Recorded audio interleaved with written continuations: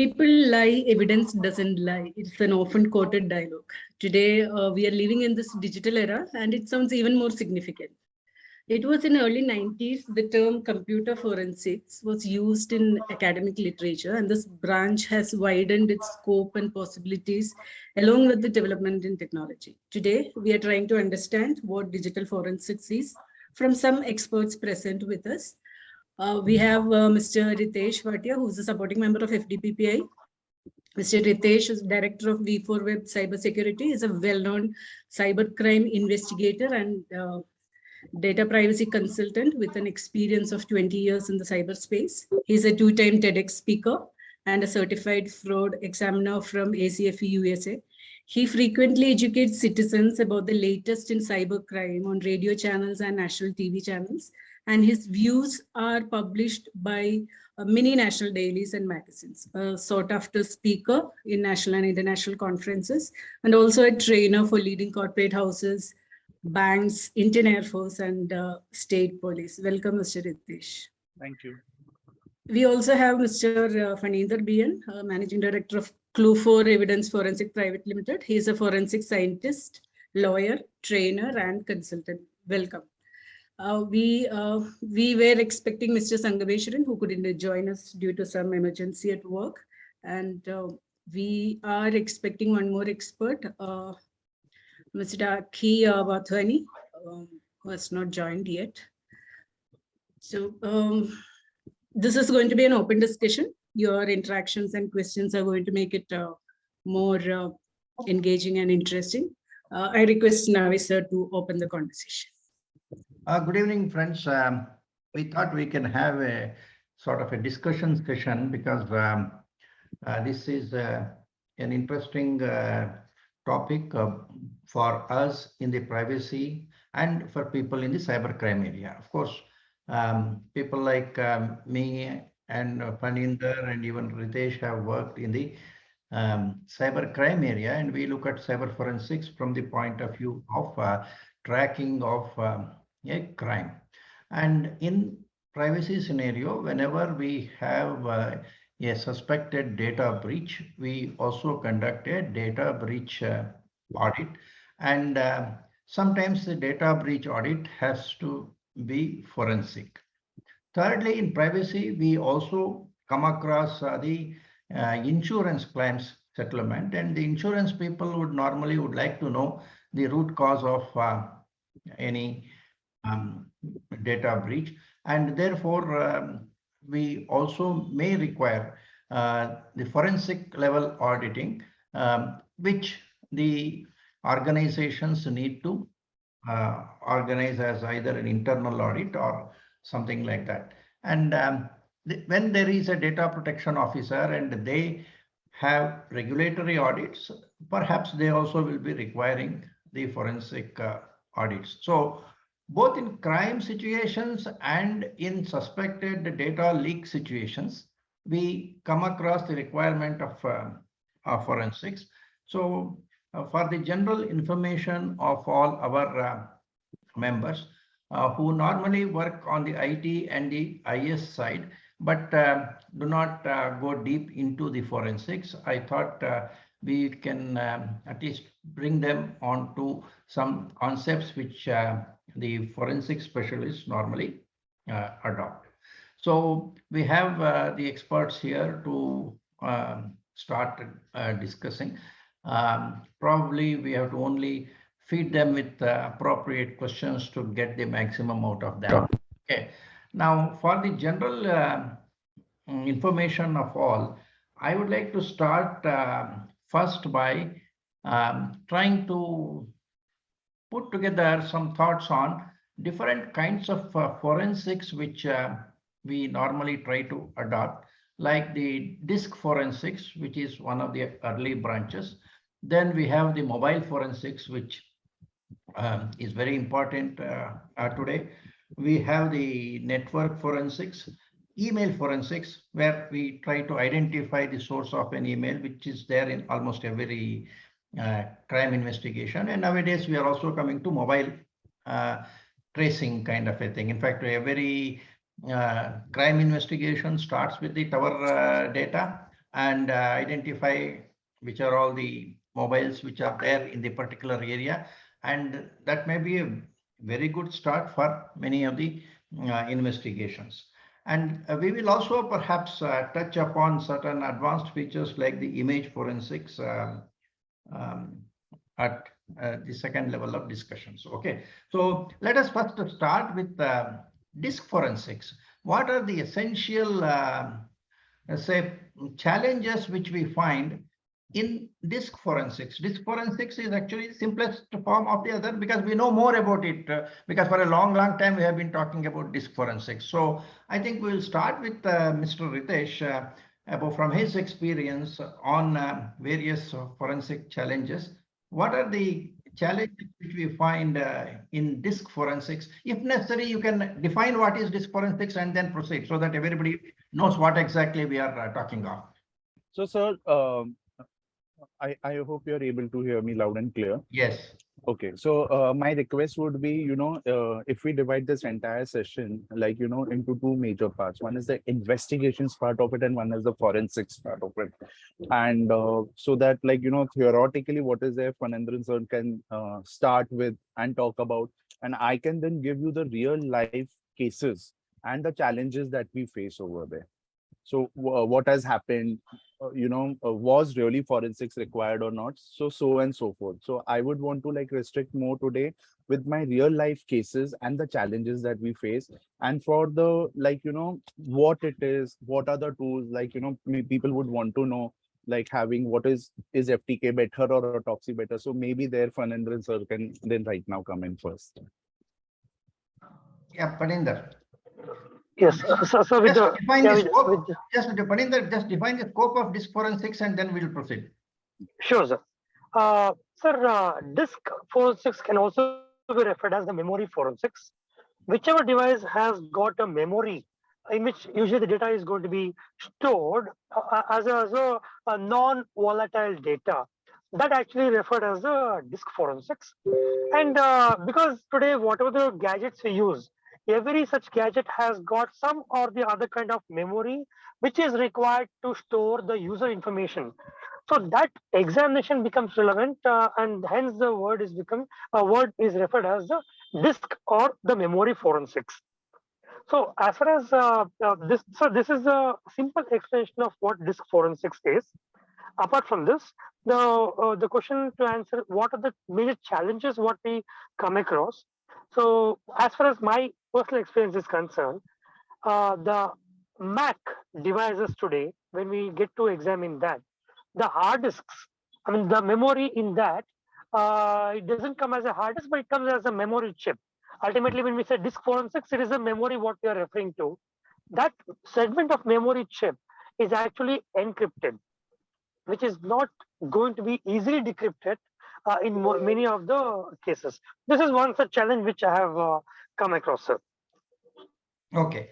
Now, why I spoke about disk forensics is in terms of storage in a hard disk versus the storage in a other memory devices, there could be differences. And in terms of reclaiming a deleted evidence, it could be different from a hard disk and the other types of data storage. So that is one thing which I would like you to elaborate if possible. And Yes, sir. one of the things which many people would like to understand is when we want to delete in data, we go for, let us say, formatting of the disk. To what extent disk formatting erases the data? Okay. Coming to the disk forensics, now whether it is a MacBook or whether it is whether it is a SSD or it is the SATA disk and all that, one thing is that recovering the data is now becoming faster and also simpler. And I am saying that because the forensic tools have really evolved quite a lot, from the olden times. So what we used to have, the tools that we used to have, whatever the capacity was it of to recover the data, okay, was, let's say, it would be, let's say, for example, 50%. Now the chances are of like recovering almost like 90%, 100%. So in many of the cases, so if we are comparing, let's say, disks such as the external hard drives, and when people are deleting it as such, we are able to recover their data. Now, surprisingly, I would tell you, like, iPhone, which is there. Now, I get a lot of cases, especially of the celebs. Like, now, one celeb, very, very popular celeb. Now, she lost all her data. Okay. And from the iPhone, we were able to recover 101, 150,000 pictures of hers. So it was quite simple for us just to plug in using Celebrite. We were able to completely recover that. So it's not that, a particular disk becomes very difficult or this. It is all about that particular tool. What we have also realized that one tool does not fit all. If we use multiple tools to do a particular task, we are able to recover it. And whether it is USB, I think one of the fastest and the easiest things is to recover from the USB, provided it is not encrypted. Now, wherever data has been encrypted, there have been cases. So speaking from the corporate point of view, except from the cyber industry, if you'll see in all other industries, people are not much aware about encryption and all. They generally have a particular folder, they keep their personal folder over there. Inside, they will make more folders as such, and then they will keep the company documents over there. So when you're coming to challenges, the main challenge is identifying that where it could be and what it could be. The how has become very simple now. It is so, and hence I requested initially that let's have two different segments today. One is about investigations and one is about the forensics part of it. So coming to the where part of it, where could this be? Because it's like, searching for a needle in the haystack. So only after, like, let's say, going to the history, through their local documents, through your temporary files, recent files, we should somewhere kind to come to know where it was. So like in a particular case, it was D drive, office, under office work, under work. It was like, instead of personal, he had named it something like water. Underwater, there was something, he had given it a company product name only so that nobody will doubt it. In that, he had kept all the client data and all that. So understanding that. So the most important part is like understanding what could be the file name, what could be that data. Then it becomes, so once we investigators are able to crack that part of it, we are able to assist the forensics people. Okay, look, let's focus on this. What does ideally forensics do? Forensics takes an image. It takes a complete image and it gives you something so that, this is an image that has not been tampered with. That's why we call it like, the bit stream copying of it, because this is just not like kind of a, just copying the entire hard disk and pasting it onto a new hard disk. This is bit by bit, every sector, every cluster is replicated. I wouldn't say even if it's copied, it's like replicated on the other hard disk. And the analyst, now whether it is an investigator or it is a forensic analyst, is able to come up. Why are we taking a lot of time? Because we don't know where to search. I mean, imagine in a 500 GB hard disk, in a 1 TB hard disk, we don't know. So the best part is that first you just focus completely on the where part of it, where it could be. Once we have that, then we can go into that particular drive, whether it could be the D or yes, the keyword searches are there. There are many more things also, but this I have seen becomes quite fast. About the recovery, let me talk about a particular case study. And this is to do with the hard disk, and another case is to do with the mobile phone. Now, there is a client of ours, and in fact, a beautiful ad has been made by Manforce Condoms on this particular case. And you should YouTube that and just Google "shut the phone up." It's a beautiful ad campaign of 3 different ads they have made. It's there on YouTube, and it's very nice. So what has happened over there, the girl is newly married. She goes with the husband and it's their first night, and they're somewhere in the south, in a tree house, and they recorded the act. Now they have recorded their first night act and all. And after a few months, something happened that the lady actually sold her phone. She exchanged the phone for a new phone. Now she had done a factory reset and she gave it. After a few days, this lady keeps getting messages that these are your videos of the first night. This is your video of the first night. Now the husband comes to know, husband like says like, didn't you factory reset it? She says, I did factory reset. I did everything about it. But that guy says, this guy, the husband says that you want money, I'll give you money. That fellow says, no, I want to sleep with this woman. So even when we have our phones, it's very, very simple to recover the data nowadays with all the kind of tools we have. And hence, like, when we talk about factory resetting and all those kind of things, it's really not working well. One thing that we have seen is working well. Let's say if my phone capacity, which is there, my phone is, whatever capacity it would be. So in that particular capacity, so it is full. Let's say if it is 50 GB or 64 GB, let's say 64 GB is full or 128 GB is full.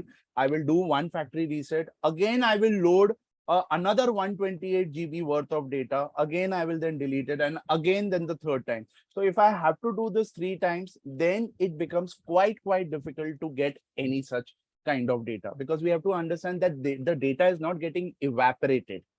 The data is just gets replaced. So it moves wherever it sees there are empty cells. So what we call as the sectors, it will go and sit over there. So it is always best, like you try to fill all the empty sectors, delete it, get another videos worth 128 GB, fill it and delete it. So here is where we've been like able to say that yes, we were not able to recover the data, and with pen drives and all people have done, because now also in corporates, pen drive still remains their favorite thing to take and copy, and they think, okay, we don't come to know, but with the forensics and with the logs enabled, we come to know on which pen drive, what model number, what serial number, and what file you copied over there. Yeah, Mr. Phaninder, talking about sanitization, there is something called the DOD standard also. Can you throw some light on DOD standard for sanitization of disk?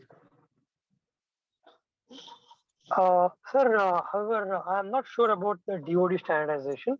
Yeah. So I'm going to take up the further question on this. No, Mr. Bhatia was talking about overwriting the data 3 times. Correct, sir.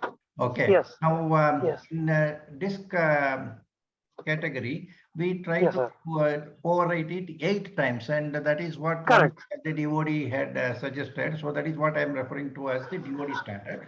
Yes. So that the 8 times overwriting, would it be a reasonably good thing? Because before you start collecting any evidence and putting it on to what we think is a blank hard disk, okay? Correct.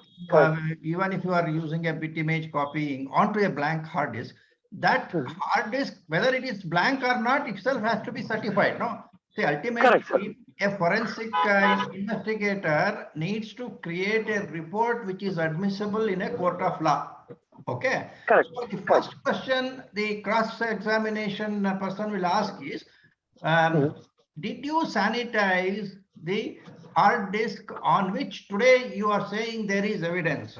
Is it not possible that some data, remnant data, could have been there already, which will vitiate the current data? And therefore, sanitization itself needs to be certified by a forensic person. Then the transfer of the potential evidence, then only analysis and other things will come. Is it not? How do you react to that? Sir, in fact, what you mentioned as 8 times data has to be replaced or overwritten. That is the most suggested procedure, because as per we go with the theories of the computers on how we are losing your the voice. Computer stores the data. I mean, so for this reason, when we store the data, when it is said to be deleted, okay, as Bhatia sir said, it will not be deleted, but it only makes it impossible, or it actually disconnects the connection between different sectors of the same file. So for this reason, 8 times when it is overwritten, it cannot be recovered because all the 8 possible bytes are actually overwritten. So this is a one good standard. But to justify the question, if did we sanitize or did we ascertain if there was any other data before the said data in this case was examined or recovered, so this question does not arise in regularly or in predominantly in every case. So when the case is such, and this kind of case might arise in CCTV, log cases, because the CCTV technology is such that it keeps on overwriting, and overwriting. So in such cases, this question would be relevant. And yes, as far as the recovery part is concerned, there are two kinds of recovery. One is the recovery of what data has actually been deleted. That is one information. In some cases, we only recover the logs of the data which has been recovered, only the information, which is file name so and so was deleted. But we will not be able to recover the actual data from that. So, however, this particular question is subjective to case basis. Okay. Of course, any of the audience, if they have got questions, either you can type on the chat box or raise your hand so that you can always ask the questions. Okay. Naavi sir, Yeah, tell me. So instead of rewriting it and all that 8 times, it's also quite a tedious affair. So it's always better that you go for a degaussing. A degaussing costs you only 500 rupees. And it also comes with a certificate, and it's a matter of seconds. In hardly like less than 30-40 seconds, you just get. So ideally, if we look at it from the data protection point of view, so a degaussing, because just going by the DOD's reference, this is an international, of course, body, the Department of Defense of USA, which suggests that. But that is more for their defense personnel, and that is more for, again, reusing those particular hard disks. The kind of time that will go in, doing something like that to reuse, they would rather buy a new hard disk and degauss this. Now, can you explain the technology of degaussing? So, sir, what happens in degaussing? So it is like a small kind of a machine. You just put your hard disk inside over there in that machine. There is a magnetic field which overpowers the magnetic field of the hard disk.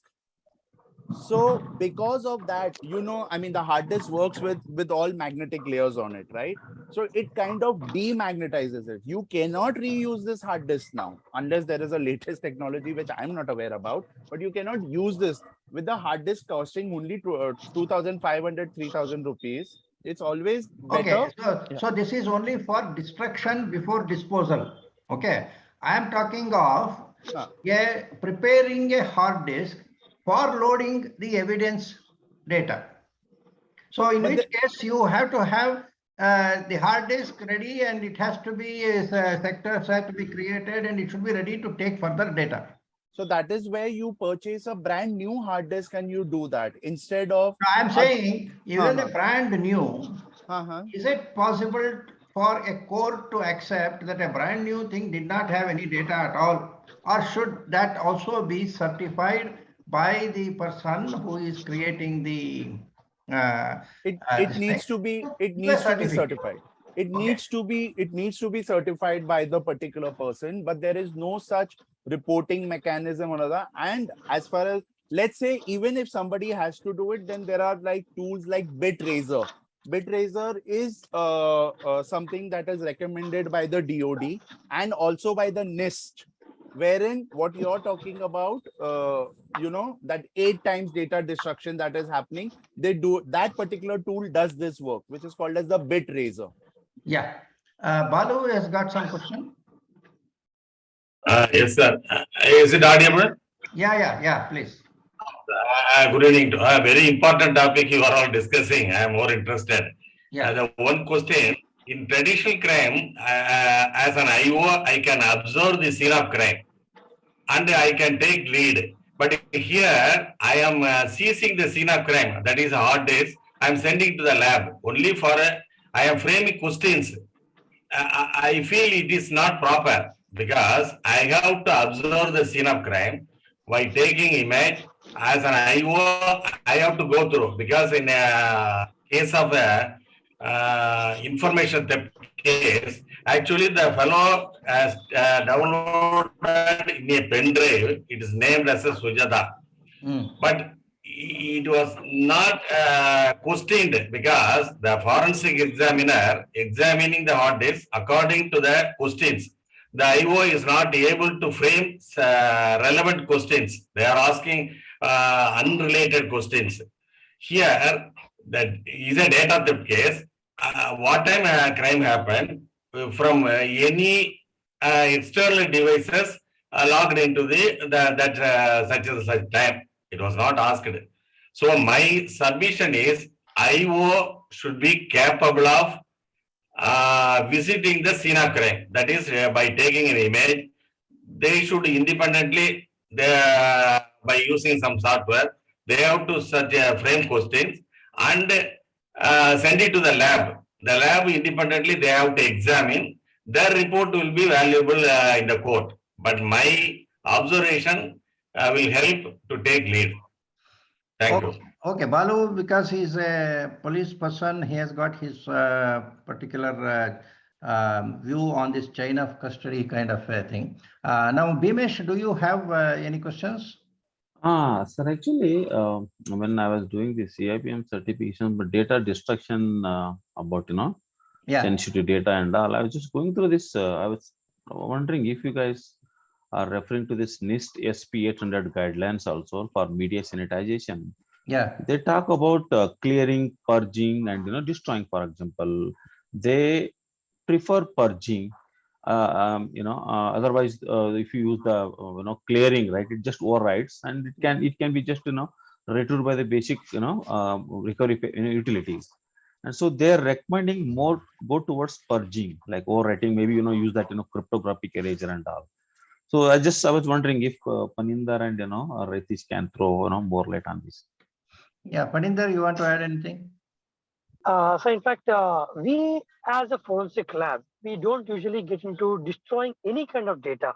Indeed, we work on securing and recovering and reporting of the data. So for this reason, I'm not very much aware of this particular NIST standards for data destruction, sir. Yeah. So that you are trying to recover the data, but what I was telling was that when you want to reuse an existing used hard disk for further purpose, for reusing it, for loading the evidence, at that time you have to follow the destruction principle, because you have to sanitize the hard disk. Even I'm saying, even if you buy it from the market, it requires at least one overwriting or something like that. Whereas, no, no, sir, it is never happened that. No. I think even Advocate Mahindra is there. He can also throw light on it, because sir, even the forensic labs, they don't do something like that. Nobody does something like that, because what is ultimately important is the analysis of the image file that we have got. Let's also understand that we are, after even taking it from the hard disk, we are one minute. Forensics is not only analyzing a file which is available, but also many cases file which is not available also may be an evidence. Is it not? So both are required. Anyway, with Limay, if he wants to comment on that, I welcome him. So my observation is currently forensics evidence is only what is your qualification, that's all, and you are lying. So there is no depth in forensic evidence right now.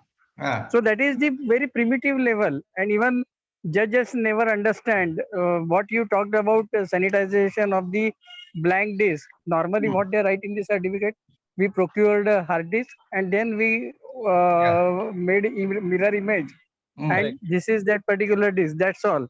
So nobody is having that much depth regarding forensics. That is my observation. You have to prove evidence beyond doubt, no? So you are creating a doubt saying that, okay, you bought some hard disk. How are you certain that it did not have any data, remnant data? Okay, that's one. And also these labs and other things, sometimes For every case, whether it will be possible for us to buy new hard disk, or at some point of time we have to reuse the hard disk, which we have to also look Sir, at. if just to add on, if I'm the expert and if I have asked if I did the sanitization before the new hard disk was used in the particular case, Mm. I would say this answer because we also have a concept of presumption. Okay, as per the Evidence Act.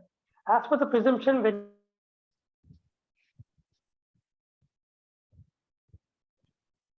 Now your contact has gone. No, that's fine. I am only trying to Yeah. say that there is a concept called sanitization. So I want people to understand that there is a concept called sanitization. available before the new hard disk. Yeah. So what I said also say is that the forensic expert who starts analyzing with the recovery may have to at least add one line to say that this earlier hard disk was satisfied, sanitized to my satisfaction. Then I made a bit image copy from this source to this thing. And now I am running other software for evaluating what is the evidence I can gather out of the bit image copy. I am only trying to say that the forensic persons need to actually maintain this entire series of activities and ensure that their final certificate actually has a narration of this entire process. That was the point which I wanted to just bring it to the attention of everybody else who might not have done actual forensic. So Navi sir, in yeah. that case, if somebody wants to do it and go ahead also, the best and the easiest way is always to, like, in my this career span of 22 years, I've always insisted on a brand new hard disk, which is stone open. Also, the box is also opened from me. No. And because that saves you a lot many questions from the defense and all. Or from the prosecutor, rather than no, I understand yes, that. I'm only trying to bring that point for discussion, just for general. I mean, yes, but as somebody suggested, purging would still be a better option than any other, like, rather than using bit erasure, a purging option is always better, because there in the case of purging, there is no option to recover any data, not even a one bit of data from that any is sector. okay for deletion, but I am saying No, even for sanitization, because what you're doing, you're purging it so that you can reuse it. Okay, I'm not talking about degaussing. Okay. Yeah. Now we are seeing the beautiful face of Phaninder. Okay. Yeah. Okay. Now I think we will, if anybody has got any questions, they can always come in. I would like to now go into the email forensics area. Okay. We were actually, before we started looking at email forensics. One is actually the way emails are created may have a behavioral trait of a person. So when we are trying to identify, it is not only the IP address which gives the identification, but the keystroke forensics and something similar to that, words used can also be forensic. This was what we were discussing, and maybe both Phaninder can explain. He was half suggesting something. I want him to elaborate on that concept. Linguistic forensics. Linguistic. Yeah. So in fact, while email can highlight the network and the device from which the communication was made, the linguistic ascertains the person behind it. So in cases, it's very important to understand the device as well as the person who sent it. There are many cases where the computers or the electronic devices are misused. Okay, when somebody has a mobile phone which doesn't belong to them, they can as well send any kind of communication, which might include email, WhatsApp, or even SMS for that matter. Okay, the topic of discussion about the forensic linguistics would be applicable for any kind of written communication, be it in whichever format it is, email, WhatsApp, or any other communication. Here, the question is, every person has different language skills. The language skills are depending upon your environment, your academics, and the people with whom you often interact. So this also has a flavor of what your profession is also all about. For a person who is so formal in his profession, would also have emails written in formal language. But usually the tech crowd, they have their keywords ASAP, okay, OOO. So these things are typically suitable for the typical IT people. But whereas the email sent by a government gazette officer or people from certain departments, they have their own language to be used. So I'm just giving you a prima facie example where we could definitely discriminate the different people who would often use the emails. So, like this, the forensic linguistics, though it is a subject of arts, matlab linguistics is subject of arts, but still, when we discuss about forensics always said it is a subject of science which actually used in the legal investigation. So, this forensic linguistics is a very beautiful terminology where we are actually using the subject of arts for the purpose of legal procedure in the field of forensics. So forensic linguistics ascertains the language skills and we can effectively indicate and identify a source person behind the content. So there could be a possibility this is my handwriting, Yeah, but the yeah, one who dictated this content to me is the one who can be identified because of the forensic linguistics. Email ID could be of mine, but the one who sent the email or the content using my email address is not me. So this is how the email forensic linguistics can be adopted. And in one of the recent case, I have probably in this is not in practice very frequently, at least at this point in time in India, because in one of the case I have given the report in Mangalore CCB case. It's a case of kidnap and extortion. One of its kind, I have given the report on forensic linguistics, which is yet to be cross-examined. I mean, 30th day for yesterday was scheduled cross-examination. For some reason, because of the rain, the trip was cancelled and it is scheduled for the upcoming days. But forensic linguistics is one of the important concepts for email, WhatsApp, and SMS based non-verbal communications. yeah. It is good because in the days of this proton mail kind of a thing, where IP address is not going to be helpful. This is, of course, it may not be as accurate as something else, but at least it is a step towards identifying. It is like, say, you don't have a perfect, say, image to compare. Maybe you just see the contours of the face or something like that. And it is for the court to take further action, or of course the investigating officer can use that information for further kind of digging out the information. So it is good. Like, in fact, handwriting analysis is also like that. It is not a perfect science, but it has got its own values. So, so the conclusion in any forensic investigation is of two extremes. One, a positive identification, one, a Correct. negative identification. Correct. So in many cases, we actually expect that to be positive identification to find this is the person. Yes. But in most of the cases, we will effectively say this is not that person. Correct. It will be sufficient to say this is not. Okay, fine. So in that context, this linguistic forensics will be of good use. Okay. Sure. Now, otherwise, when we talk of email forensics, now with so many, you can say, proxy servers in operation, is it at all possible to look at IP address as a reliable, source in No, the sir. particular? No, sir. Ah. So, as far as email forensics is concerned, what is happening is now even people are aware, like we were discussing earlier. So let's take the case of this particular bank in Bombay, a very big bank, and there was a kind of a whistleblower who sent all information to some agencies of India, saying that something like this is happening in my bank and all, which were all kind of fake also. And the management really, and some few people approached us, me and my wife, who's a cyber psychologist, as to like who could it be and all. And they were very clear that, so when we saw the mail, and it was a proton mail, so we didn't even go ahead and looked at the headers. So email forensics always starts with header analysis.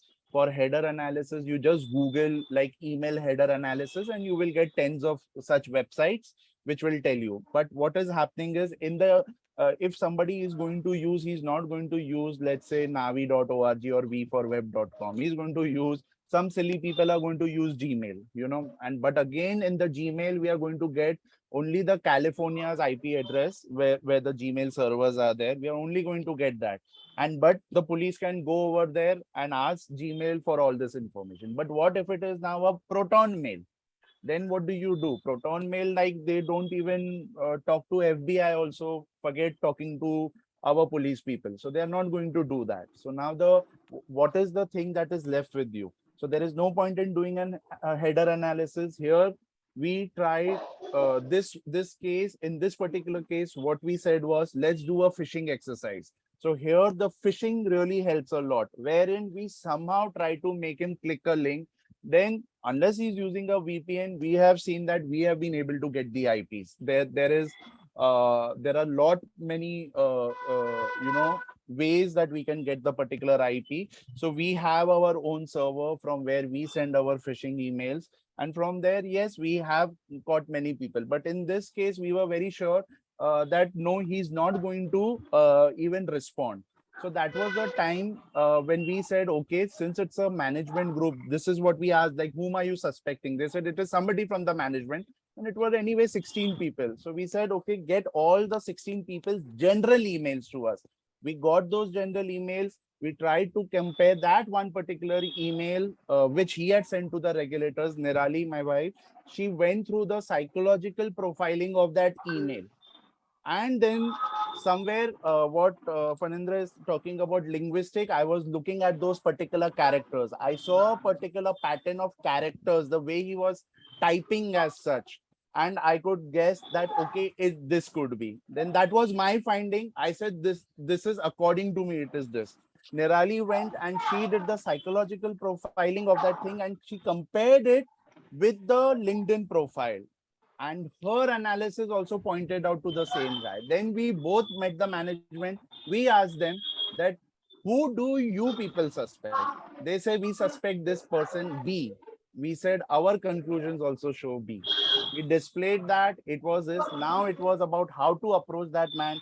But somehow they approached that particular person in a fashion that, again, I had to suggest them, which was not a very healthy way, but they did that, and that person confessed, yeah, it was him. Because otherwise, none of these evidences, whatever I did or Nirali did, would stand in the court of law. No, okay. I think we did discuss about internal audit requirements and the criminal evidence requirement. Maybe this will not stand in the case of a criminal case as a positive identification. Yes, as a positive. But at least in the internal audit, when employee misdemeanors have to be checked and other things, maybe this will be sufficient for taking disciplinary action, something like that. They were not anyway interested in going to the law and the court. So it has its use, and maybe that is okay for the time being.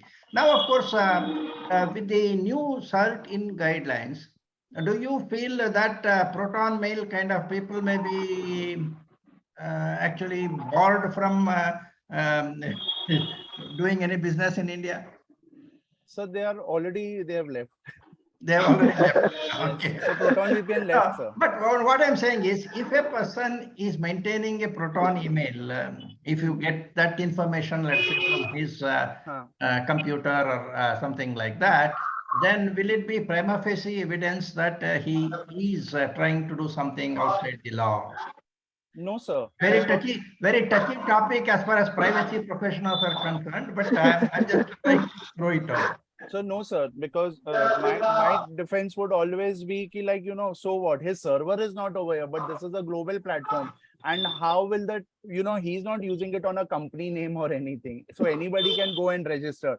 Today, you, me, we can, although ExpressVPN and NordVPN, both of them have been banned. Okay. You're still able to download it, right? In a company, as a part of HR policy, can we suggest as a best practice that none of my employees should use Proton mail? So that defeats the whistleblower policy, no?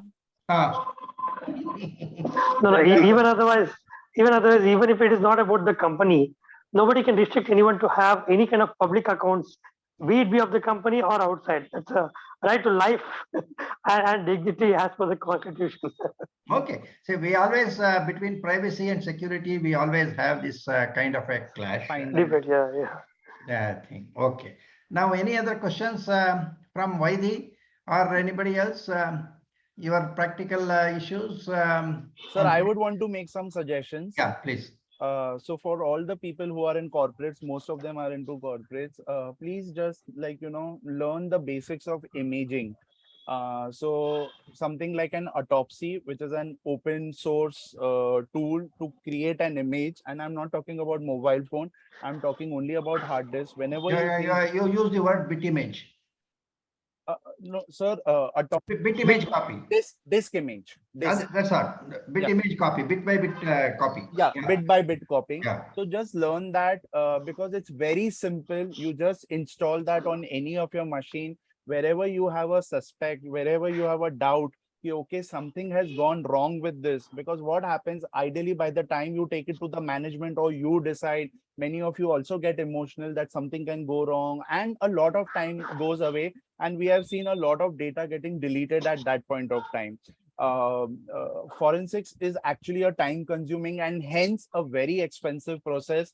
But trust me, I have seen that a right analysis and investigations itself, and if you're not going to go to the court of law, if you're deciding, then investigations itself is good.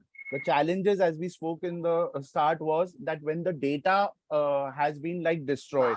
So whenever you have a doubt, you actually have a hard disk. You can keep a dedicated big 2 TB hard disk, 4 TB hard disks are now available. Just take that, create a folder and take an image. Now, even if that person deletes or whatever, it's fine. This also gives the sense of fear in the organization that everything is going to be investigated. Most of the time when companies approach me, they are quite late and then they say, by now he must have deleted it. So don't wait for that by now he must have done. Autopsy is a free tool, is an open source tool. It is accepted by the court of law also. So just learn how to image. It is like as good as doing a Control-C, Control-V. So this is my suggestion to What the is forum. what is the speed of this copying, Ritesh? A 1 TB hard disk, let's say if it is completely full, it wouldn't take more than 4 hours. Sir. Yeah. Okay. There are also hardware devices which we copy. Yeah, Phaninder? Yes. Sir, just while the software is being suggested as autopsy, okay, there is a debate in the technical field where can we use open source or should we go for a licensed version? However, autopsy is a very good suggestion and people are using it. But also look into the topic, look into another option, FTK Imager Lite. Yes. FTK is a software which we use it for the forensic examination, licensed version. Okay, they have a Imager Lite version that is freeware to be downloaded. But FTK as a company, it is having a complete forensic toolkit. So for that reason, even this can be. When we use these tools in the court, questions will also come on how reliable is the tool. Okay, in fact, for this purpose only, National Police Academy, long time back, developed their own forensic toolkit in association with CDAC. CDAC was involved with that project at that time, but CDAC did not continue it subsequently, and they stopped it. But this question you will receive. Now, as you said, if it may be an open source, may be perfect, may not be perfect. So as you said, for negative, say declaration that something is not true or something, maybe it's okay. But for positive identification, that also needs to be taken into account. The tools need to be certified as standard tools. And what is that standard? The judge only has to accept. Okay, Microsoft is standard. But the thing is that there is a criticism on the open source tools. So we have to be, see, we cannot go back tomorrow and take another image for the investigation purpose. While taking the image, okay, if we maintain a SOP for this kind of thing, so maybe if required, evidence is going to the court, that time the case is secure. Is there a Forensic Investigators Association of India or something like that? Where no, sir. Not yet. where these sort of standardized tools, which courts should accept kind of a thing. We can try to develop. Sir, do you want to change FDPPI to forensics and detectives? Something like that. FD is already there. If personal data bill is not going to be passed, then we have to then get we back can, to in ITA 2000 only. Yeah. Okay. So sir, I just want to make a clarification. The autopsy that I'm talking about, it is like a kind of a first aid. Till you don't call somebody, I so fully just have understand. something. Then let the forensic investigator decide whether he wants to go ahead with autopsy, the image he's taken, or he wants to use his own. Practicality also is important. Yes, Yeah, because 99% of the times the case doesn't go in the courts. Balu? Sir, one question in my mind. The defense put question whether you injected any evidence or taken image. Yeah, correct. They may put credibility of the investigator becomes absolutely important. Even if a slight doubt is there on the integrity of the forensic investigator, courts may say that it is not reliable, kind of a thing. Otherwise, it is possible. No, technically it is possible. Okay. In fact, I myself created once gave a certificate of that nature in a long time back. I think it's about 15 years back. In Bangalore, Cybercrime Police had filed a case in which the investigator had gone to a cyber cafe and collected some information and gave a certificate that I found this particular image in this thing, some time and everything was there, but it was actually a fake case. Okay. So what we were able to certify was, one was the forensic time and things totally different, and then from out of the images, we were able to at least say that this, if you look at this, because they had taken screenshots and other things. So from the screenshots where this tool was supposed to have been used, there were some indications that some things which were not to be there were there. So it appeared as if the image was taken from the investigator's computer and loaded onto that. I gave a certificate like that, and that was one very old case. In that case, the Mahajar witnesses for this forensic extraction of information in a cyber cafe with date and time was given by a cycle shop owner and a petty shop owner. Okay, so that was the time when even police would not know what is forensics. Okay, so the veracity of the witnesses was also questionable. Okay, and nowadays at least things are a little better. You can get some people who understand the process, and also videography has become very common today. At the time of seizure, videography is almost mandatory. Yeah, but I and Balu have actually done some of these things together. He as an investigating officer, I as a consultant, many cases in Chennai. In fact, this video, you were talking about this case where one of the executives of the company itself was located. We also had a case like that, where a company had given a complaint. Finally, our investigation led to the director himself, who had tried to actually fix one of his employees by posting his particular nude photograph, and tried to create some kind of a thing, because he didn't like his subordinate. But we were able to actually, with primitive technology of forensics at that time, 20 years back, we were able to do something. Now, of course, things have changed. So, in fact, what is to be noted here is that it is not just the technology which actually helps. It is the right application of the technology is in the hand of the investigator. Yes. Maybe you knew the process of how to adopt the technology is when you cracked that crime, sir. Yeah. In fact, those were the times when these IP address hiding was not a practice in this Gmail, Yahoo kind of a thing. In fact, it helped us in solving one, because by the time we went from our house and Balu came from another place to the scene of crime, that criminal was still on the computer. So within that 15-20 minutes, we had been able to go to the location ISP and get the address of the customer and then drive down to that particular person, this thing. But today is not possible. You need to wait for days and days. CRPC notice to send to this thing. That is where privacy is hurting cyber crime in a very big way. One more thing before we are already at 8 o'clock about RAM forensics. Now, what is the importance of forensics in this temporary or volatile memory? Very briefly, both of you can just explain that. Yeah. Sir, RAM, as it is set random access memory, it is called a volatile memory. The data on the RAM is temporary, which is till the time the device is in power on condition that has a data pertaining to your user interaction of that particular session.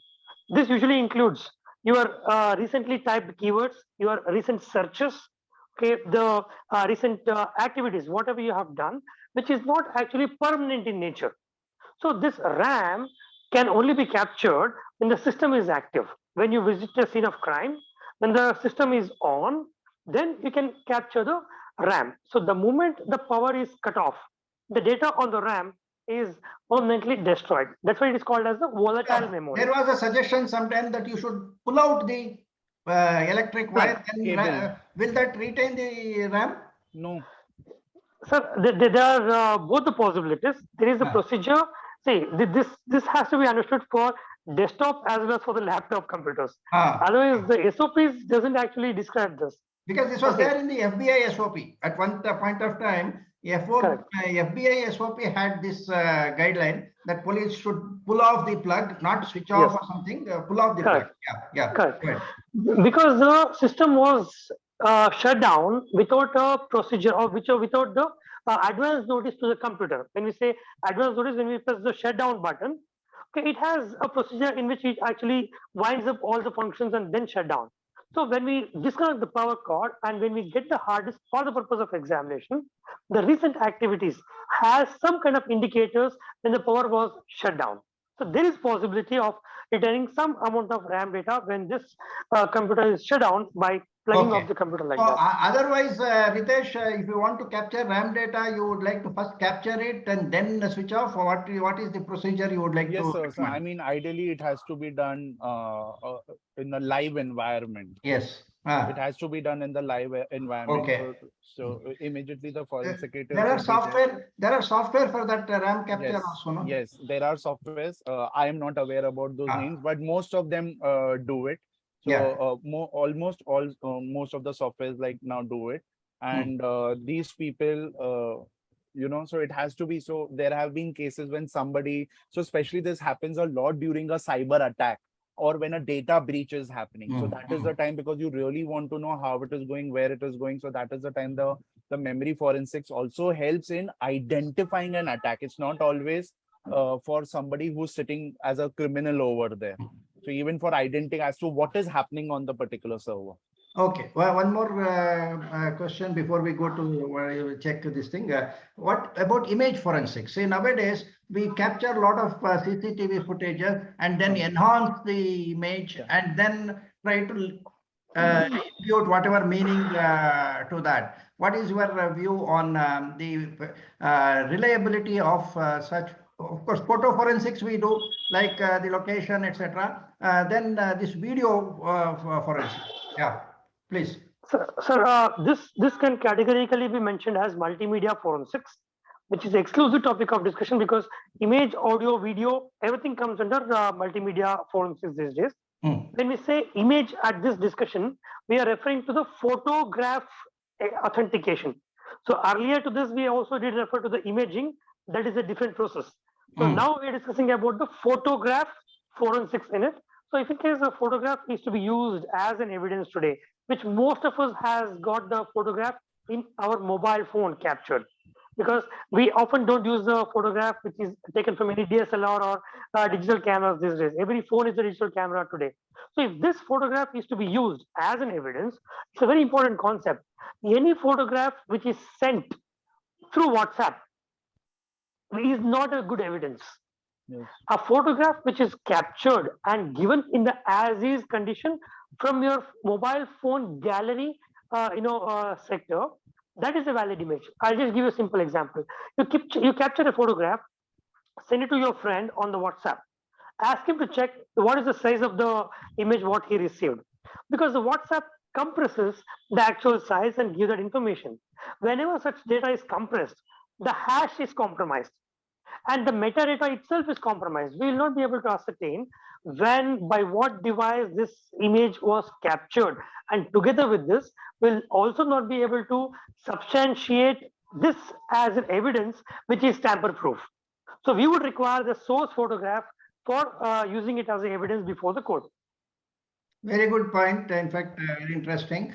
Then on video forensics, Ritesh, you have any thoughts, or Phaninder? Yeah. Ritesh, sir, you want to comment on this? Yeah, before so I take- as far as the video forensics is concerned, I would only and only want to tell the people that maximum time what is going to happen is about your CCTV data, right? That is where you will be using. Um, just because a company was like kind of, this is a very, very beautiful case. In fact, one of my best cases in the life. A director of a company, he was like, a girl made a complaint, a 24-year foreigner girl made a complaint that this director raped her. So when you don't have enough CCTVs, when you don't have the logs enabled, and when you're not transferring the videos to some backup devices, this is going to create a problem. So this is extremely important that if you are working in an office environment, I mean, I now get paranoid when I don't see CCTVs and I'm meeting somebody else. You never know what can happen. Things are really going worse. So it's very important that, all these videos, because every 15 days, sir, it gets rewritten depending upon the data and all. So, please buy bigger hard disks, ensure there are more cameras as such, because that was one thing that could have really saved him. But because that was not there, I had to do my other types of investigations, which actually helped him. And today the court has acquitted him. Yeah. Balu says, of course, one more session should be planned. Maybe on this image forensics, there's a lot to discuss. And also because deep fake has come in now. So deep fake videos, and compared to morphed videos, it's a totally different thing. How to identify steganographic images and the fake images. It is a science in itself. I don't know whether forensics also has developed to the extent necessary, but the problems will have to be flagged, because the judges need to understand these things. Otherwise, there could be wrong convictions also. Okay. So I just want to add one thing which you have started already. If I'm not too late to discuss about this, the video and audio forensics, okay, has something to do with the authentication of the files before it is considered as evidence. See, Section 65B of Indian Evidence Act only talks about how the data can be authenticated, admissibility of electronic evidences. It doesn't talk about authentication of the electronic evidences. Okay, but in the image, in the multimedia sector of forensics, suppose my phone has some data. As for 65B provision, all I have to do is just copy this data from the mobile phone to my computer, transfer it to a pen drive, and give a simple declaration saying that it is my phone, my computer, this is the data which I captured, and this is a data and certificate. That fulfills the provision of 65B of Indian Evidence Act. But the question here is that whether if the data which is in my mobile phone is any which way tampered or not, that is not actually answered in the Indian Evidence Act. That is what the defense has to question. Correct. So in terms of audio and video forensics, there are different questions. In terms of video, the question arises if the entire video is a result of single capture or multiple captures. Because today, when you're capturing some data, you might as well pause the video and suddenly start the video. And when you save this, this is stored as single video. Yeah. And as far as the creation of the video, there is no suspiciousness. But was it captured in a single go? If that is the question, this becomes a question, and forensic video analysis can answer this question. Yeah, true. Second, the video file is there, and for the video file, there can be a separate audio track added. Correct. Yeah. This happened in JNU controversy case. Correct. In Kanaya Kumar issue when it came up. Yeah. The video was different and the audio track was added differently for that. So such kind of issues can be answered. And the third thing, when the video is captured for 15 minutes, there is a possibility party want to only submit the 10 minutes of the video which is in favor of them. So if that video is in any way trim, captured or not, and what is the device signature for that? Which tool created this final video? So there is a concept of the device signature. So when if the phone is capturing the video, the phone has got a digital signature for creating such file. And if it is created by some editing tools, that editing tool will leave a signature for the particular file.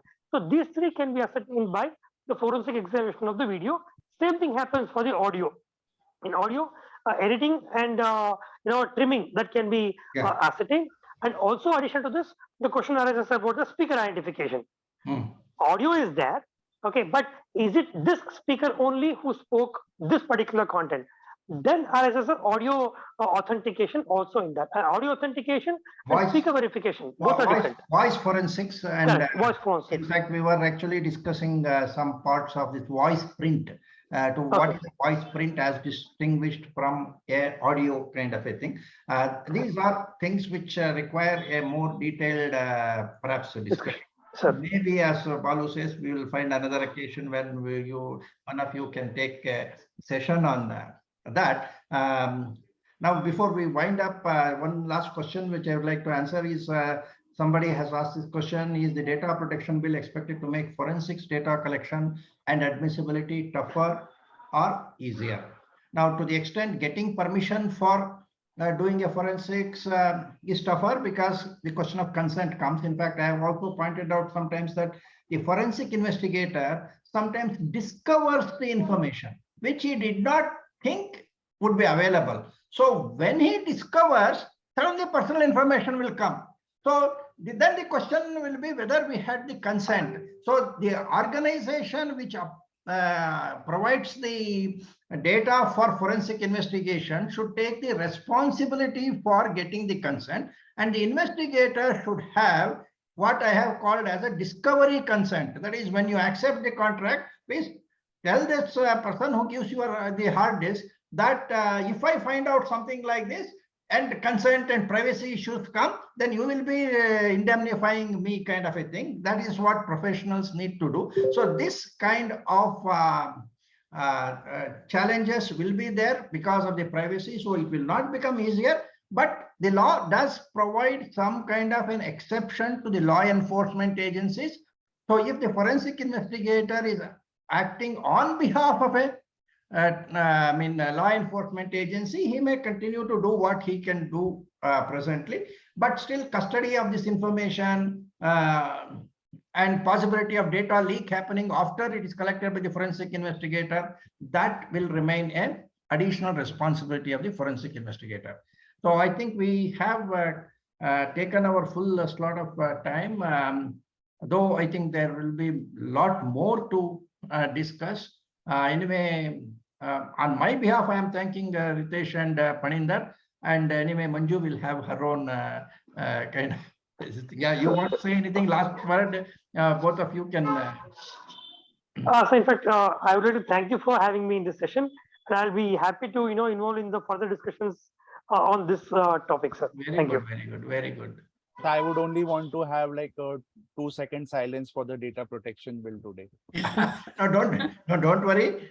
We will see that it will come through, maybe slightly modified, maybe diluted a little. And anyway, this new JPC modified this thing also had a few issues which were very difficult. For example, something like nomination, which was actually not in conformity with ITA 2000. Then there were algorithm transparency and other things. So hopefully some improved version will come.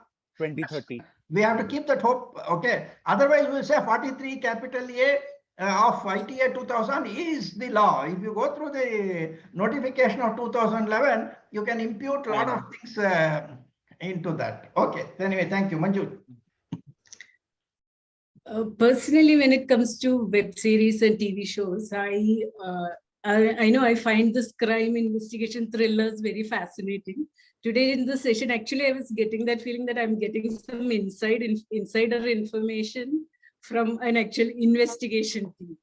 So thank you, Mr. Ritesh and Mr. Phaninder, for sharing your vast knowledge, your experience and anecdotes from your workplace to make this discussion very informative and fascinating for all of us. Thank you so much. Thank you, Naavi sir, for your wonderful thread through to bring out all the aspects of this topic we were discussing.